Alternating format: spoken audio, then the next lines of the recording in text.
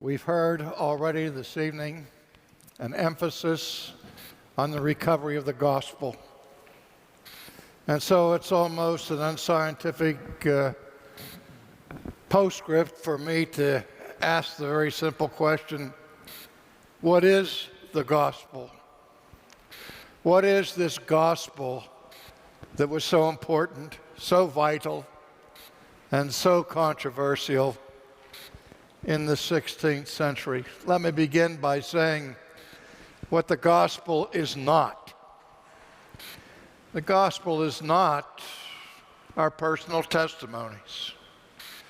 Our personal testimonies may be of interest to people and may be used of God to introduce a conversation about the gospel. We may have methods of evangelism that we've learned, such as the evangelism explosion, diagnostic questions.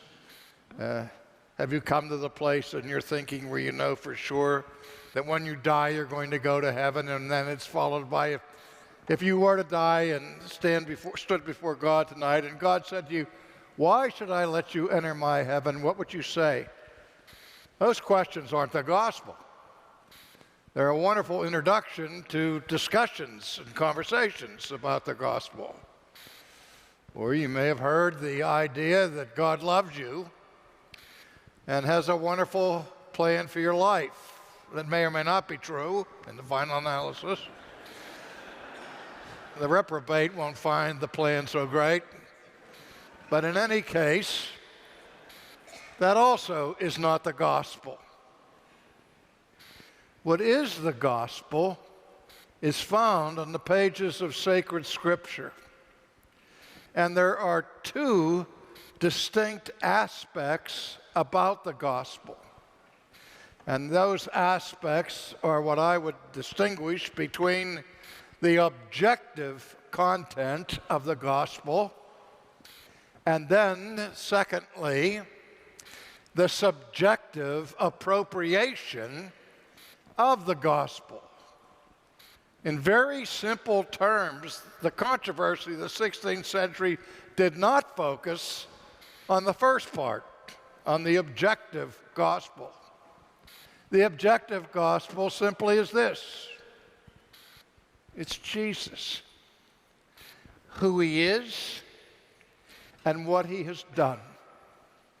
His life of perfect obedience, sinlessness, his substitutionary atonement, his resurrection, his ascension into heaven, and the promise of his return.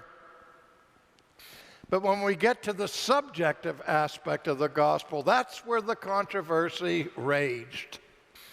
And that's this question: how does the life of Christ, how is the work of Christ and its benefits appropriated to us? Now, the Roman Catholic Church had a very complex answer to that question. And in trying to answer that question, they went back in history to use the language that was first formulated by the philosopher Aristotle. In antiquity, Aristotle was concerned about many questions of science, many questions of physics and metaphysics, and one of the questions that really puzzled the philosophers of that day was, what is motion? Some even questioned whether motion was actually real. There were skeptics who challenged the very notion, but Aristotle applied his keen mind to the question of motion, and what he was looking about was, he noticed that everything in the world was subject to change, mutation. And so he tried to analyze the motion of change. He realized that change itself was motion. And so he, in his analysis, distinguished several different causes for motion. And to simplify his analysis, as he did himself, used the illustration of a statue. How is it that a statue comes into being? A statue is something that results from tremendous change from the original matter out of which the statue is made. And so he spoke about the material cause of statues. And he defined the material cause as that out of which a thing is made. But then he discerned several other aspects of the causality involved in the production of the statue. He said, what's the efficient cause of the statue? The answer is simple. The efficient cause of the statue is the sculptor, who moves and changes and forms the matter and turns it into a beautiful piece of work. And that efficient cause also required a sufficient cause, that cause that was able to do the actual work and bring it to completion. But in addition to that, Aristotle noticed even different causes. He spoke of a formal cause. And he described the formal cause as the plan or the blueprint that was either written on paper or was simply in the mind of the sculptor. Later on, Michelangelo, perhaps the greatest sculptor of all time, had a series of unfinished statues that he called the prisoners, because he would look at a block of Carrara marble and he would see, before he would pick up his tools, the finished product. And he thought that his task was to chisel away at that block of stone and release the form that was already contained within it. And Aristotle also noted what he called the final cause, the purpose for which these changes take place. And in the case of sculpture, he said that the purpose of the sculptor might be to beautify the gardens of a wealthy merchant or to adorn the property of a pope. But then in all that definition of different kinds of causality, he focused on another kind of causality, which he described as the instrumental cause. The tools or the instruments that the sculptor uses to form, shape, and change that block of wood into the finished product. Well, you didn't come here to hear about Aristotle, but the language that was used by Aristotle in this regard was incorporated into the church. And so the church used all these different definitions of causality. And at the very heart of the dispute in the 16th century was this question: what is the instrumental cause of our justification? What is the means by which our salvation and our justification takes place? And Rome was very clear in their definition of what the instrumental cause of justification was. They found the instrumental cause of justification in the sacraments. Two, most importantly. Initially, the sacrament of baptism. This is why we speak of the Roman Catholic view as being sacramental and sacerdotal, something that is accomplished through the working of the priests who used the instruments necessary to bring people to a state of grace. And the first instrumental cause of our justification, they said, was the sacrament of baptism, which baptism worked ex opera by the sheer working of the works that the person who was baptized in this sacrament received the infusion of justifying and saving grace. And that grace put them, at least temporarily, in a state of grace, in a state of justification, until or unless that person committed mortal sin. And mortal sin was defined as sin so egregious, so severe, that it killed or destroyed the grace of justification in the sinner.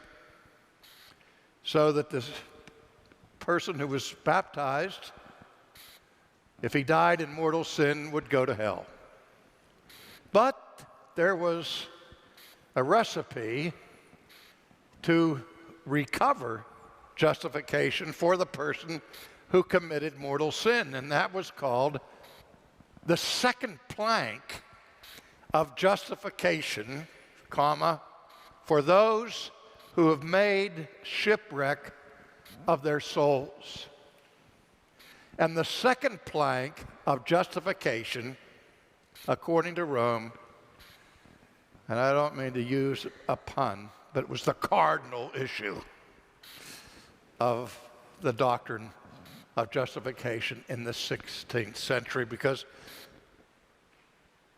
the sacrament of penance included various parts: confession, absolution, or acts of contrition, absolution from the priest, and then finally, the controversial part, works of satisfaction. And one of the works of satisfaction could be the giving of alms for the poor or to the church, which was the foundation for the whole process of indulgences. And so the paying of indulgences was to make use of one of the ways in which one could achieve congruous merit, merit that would make it congruous for God to restore the sinner who has lost the grace of justification to once again be in a state of justification. And so Rome stood firm on this principle, that the instrumental cause of justification is found in the sacraments, first in the sacrament of baptism and then in the sacrament of penance. That was the clash. Because when Luther came to his understanding of justification by faith alone, the affirmation of the Reformers was this: that the instrumental cause of justification is not found in the sacraments, it's found in faith. Faith is the instrument, indeed the sole instrument, by which people are justified. And that was the battle. That was the fight. And again, the question, justification, or the meaning of justification by faith, as it's already been intimated to you this evening, was only shorthand for justification by Christ. When we say that justification is by faith, we are talking about the instrumental dative, the means by which a person is justified.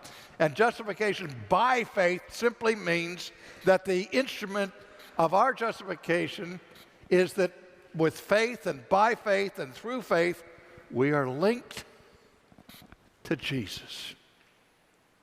So that all that he is and all that he has done